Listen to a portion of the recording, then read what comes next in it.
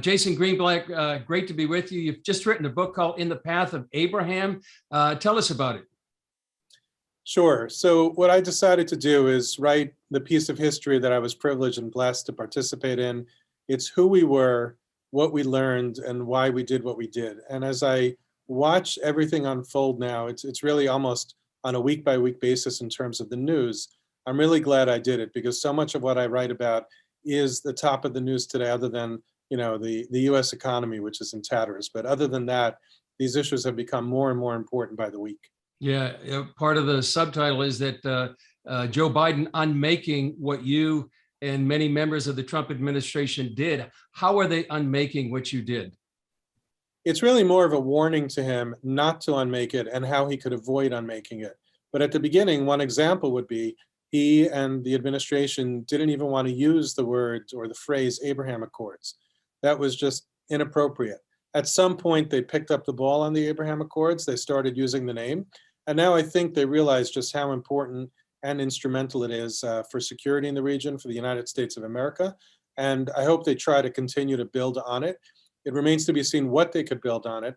But I think the biggest stumbling block for the region and for building on the Abraham Accords is Iran. We continue to negotiate with them in this weak fashion where they have delegates from other countries speaking on behalf of the United States of America. Iran generally, this Iranian regime is not only terrible for its people, but they can't be trusted. So I think one of the biggest warnings to the Biden administration is stop with Iran. Unless you could do a serious deal, and the prior deal certainly wasn't a serious deal, it was just kicking the can down the road. They should not be working with Iran in any way, shape, or form. And they should ally themselves with Israel and Saudi Arabia and Qatar and the UAE and others in the region, although some of those countries themselves differ from the United States' approach to Iran. But they should sit everybody down and unify the region in their negotiating with Iran. Those negotiations for the renewal of the JCPOA have been stalled for several weeks now. Do you think they will get restarted, or will, it seems the main sticking point is that the Biden administration won't recognize or remove the IRGC from the foreign terrorist organization? Well, that was a good move on the Biden administration's part. I give them credit for that. It took them way too long for them to make that decision. But now that they've made the decision not to remove them from the terrorist list, that's a good sign. I don't know what's going on behind closed doors, but the fact that we haven't pulled the plug on the negotiations still is a telling sign that we need to be worried and we shouldn't give up being vocal about how dangerous it is. I hope that what they don't do is say, we're not removing them from the terrorist list, but we'll continue to negotiate a terrible deal. So we shouldn't take one as a signal to them that we accept the fact that they could go ahead and negotiate and sign something that would be a disaster for the region and ultimately a disaster for the United States. Two things that seem to be going on with Iran right now. First of all, there's protests apparently in 40 or more cities around the nation. Do you see any opportunity internally for the regime to be overthrown or at least crippled? I think even crippled would be hard. It's a regime that subjects its people in so many different ways. But I think what we do need to do is support these people. I'm glad you mentioned that there are protests. I see very little reporting on it in the mainstream media. And I think and I understand we're all preoccupied in America with certainly many troubles that we have. We're preoccupied with Russia's attack on Ukraine. All of those are important issues to focus on, but so is Iran. There's a very serious security threat to the United States and our allies in the region because of the Iranian regime. We should give the people of Iran who are protesting support. Let them understand that we believe in their mission. We believe in what they're trying to do. What it should not happen is what happened with Cuba. They had some protests and there was some news stories about it for about 2 minutes, and then it disappeared. How do you think those Cubans felt after many of them were thrown in jail and beaten? They felt that nobody was on their side. The same way we stand with the people from Ukraine, we should be standing with the people of Iran who are protesting this brutal regime that foments terrorism around the world. One other thing that's happening, Jason, is the exercises right now to simulate a possible Israeli attack against Iran's nuclear facilities. Do you see that as a possibility on the horizon? I don't know what's a possibility, but I think it's really important for Israel to do everything it can, both to practice whatever it might need to do, and I hope they never need to do that, but also to show what they're capable of doing. And I do hope, to the extent they're doing any kind of practice or plans, Of course, I know that they'll be informing the United States, but I hope that they have the opportunity to work with their new allies and even some of their Mhm. not necessarily outspoken allies or public allies, so everybody can understand that Israel is such a key, such an important key to security for all of them in the region. Hmm. You know, it was just made official that the White House announced that President Biden will be traveling here first to Israel, on to Saudi Arabia. What's your thoughts about his upcoming visit? Well, I think the visit to Israel is very, very important. I hope that he shows Israel how important Israel is to the United States of America. I do expect it will be a warm visit. Um, I think when he sits with the Palestinian leadership in Ramallah, or I guess he's meeting in Bethlehem, if I understand correctly, I think that that should not be a visit of what can we do for you, but rather, President Abbas, what can you do to both help your people economically, give them better lives, and President Abbas, can we please try to begin negotiating in good faith and fair dealing and realistically? People may criticize our peace plan that President Trump unveiled, but one thing it was an achievable plan. What President Abbas is asking for is not achievable, it's not realistic, it's not fair for so many reasons. And I think that President Biden sort of needs to lay down the law and say, if you're serious, we can help you. And if you're not serious, we're not going to waste our time.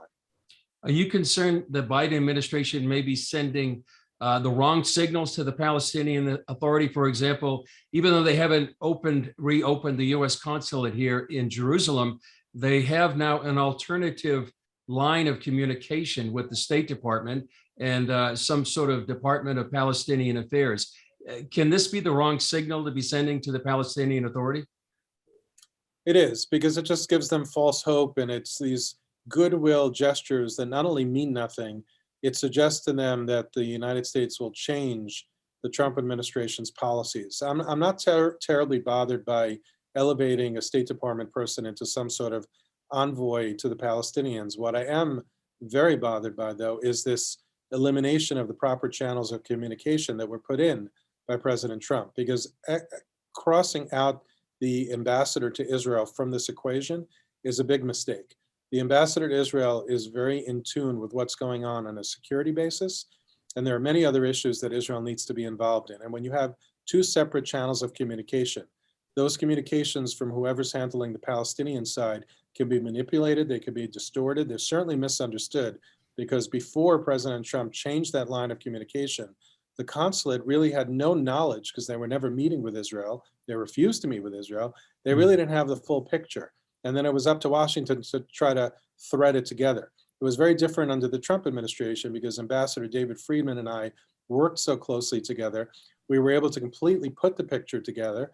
And then when President Trump changed it, so everything went through the ambassador, the State Department and all of the US agencies that needed to be in the know understood the complete picture. So this is not only a step backwards and unhelpful to anybody other than as window dressing to the Palestinians, it is a threat to Israel, and that means it's a threat to the United States. Even going further on this, besides two lines of communication, is it also putting the division of Jerusalem on the table? I think if they were to reopen the consulate, the answer is yes. Designating somebody to sort of head up the Palestinian team, if they put that person back under the ambassador, that I would say is not. But yes, the way they're doing it now, where they're sort of designating an envoy as if there's some Palestinian entity, and if they house it in Jerusalem, which is the plan, there is this sort of, what are they really trying to do? What are they really trying to signal? And that goes back to your prior question, which is, are they trying to signal to the Palestinians that East Jerusalem, for example, which the Palestinians demand, could become their capital? It's not a realistic demand. It's not going to happen. And if they do it in the context outside of pointing out the importance of Jerusalem historically for Jews, for the state of Israel, the way President Trump did in his declaration, it's a big mistake. Yeah, going all the way back to the beginning of the Oslo Accords, what are the barriers to a two-state solution? And also, you know, as you mentioned, what are the well-worn phrases that are used in the Israeli-Palestinian conflict that really don't mean much? Well, two-state solution is one of them, and the Biden administration has picked that back up. We always avoided it for the very reason that that means different things to different people. One example is security.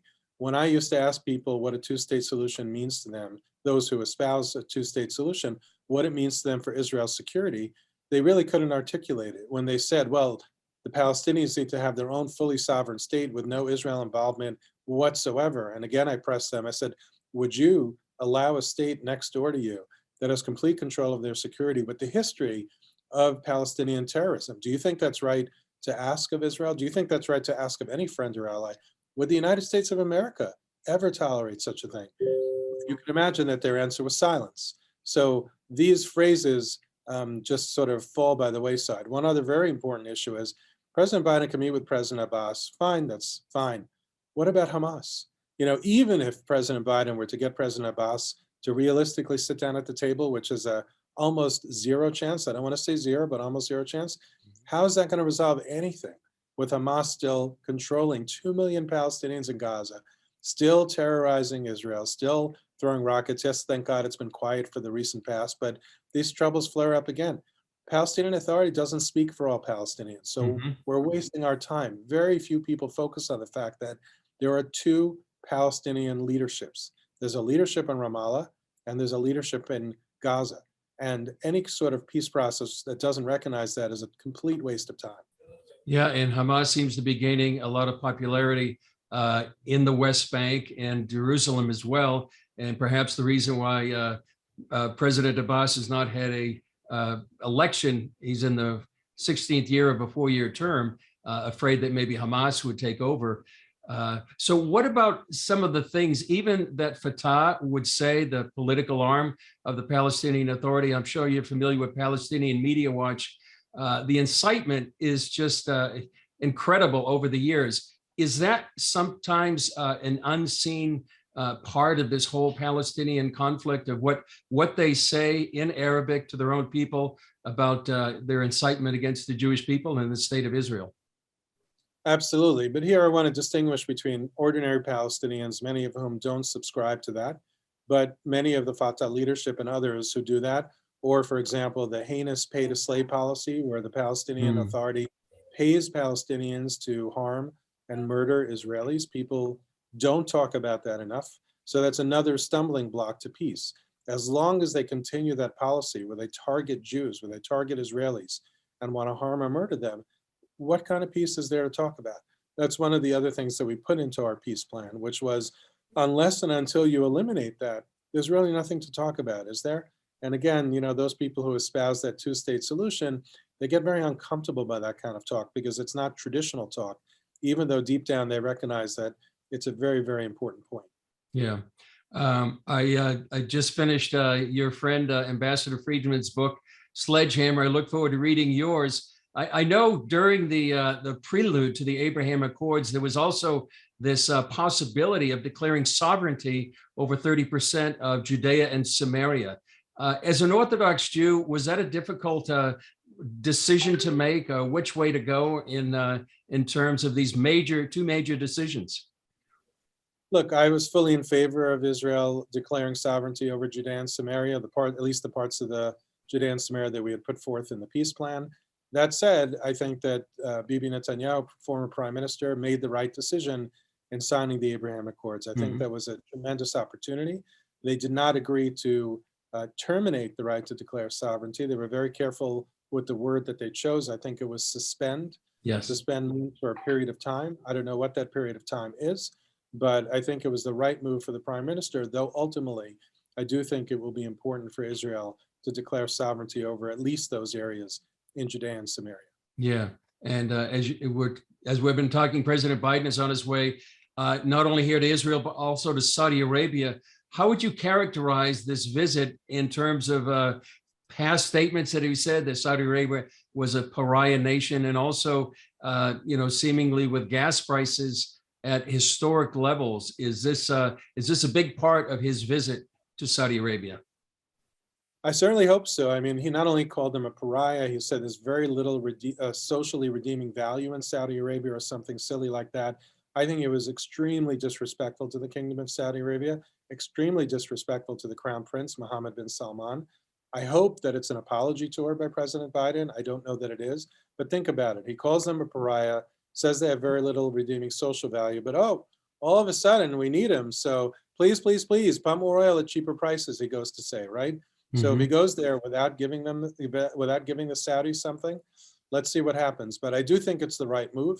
I hope it's a successful trip, but I hope he goes with the right message, a message that Saudi Arabia is a key ally, not just, I think they called him a strategic partner in today's White House release about the trip. Saudi Arabia is much more than a strategic partner. They're a key ally. They're key to stability in the Middle East. They're just as Israel is important to the region and its stability, so is Saudi Arabia. So I hope he goes there with the right attitude, with the right message. I don't expect him to apologize for the words he said, but I hope that the body language, the meetings, the outcomes, the statements all show that they've turned the corner on this. Yeah, when the Abraham Accords was signed there on the White House lawn, a lot of people expected that the next nation to sign might be Saudi Arabia. Do you see that on the horizon? I don't see it on the immediate horizon. It's certainly a deep hope of mine, and I think that the kingdom has changed in so many ways, including its attitude towards Israel.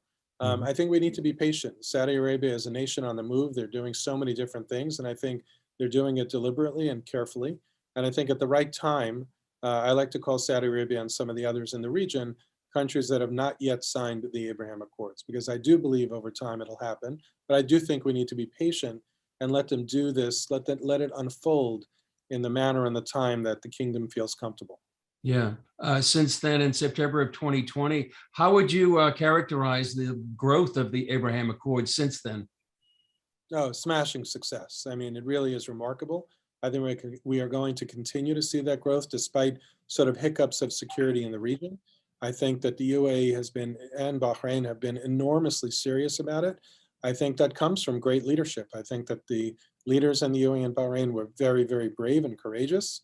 And I think Israel has picked up the ball to continue it. And I look forward to many, many exciting developments on that front. Yeah. Jason, any other final thoughts about your book or what's happening here in the region? So not to be self-serving, but really the questions that you asked are very much covered in the book. I lay out exactly those issues, which sort of explains why there's this farce of what people think the Israeli-Palestinian conflict is about and what it really should be about and how people should think about it, why people who thought that the Abraham Accords could never happen were wrong, and sort of knitting it all together, especially with respect to Iran. So I think that anybody who wants to understand today's Middle East should really read the book. I think they'll learn from it, but I think they'll also enjoy it. Well, I'm sure it'll be a great insight. And as they say here, kol hakavod, great respect. Congratulations. Thank you. Thanks for having me as a guest.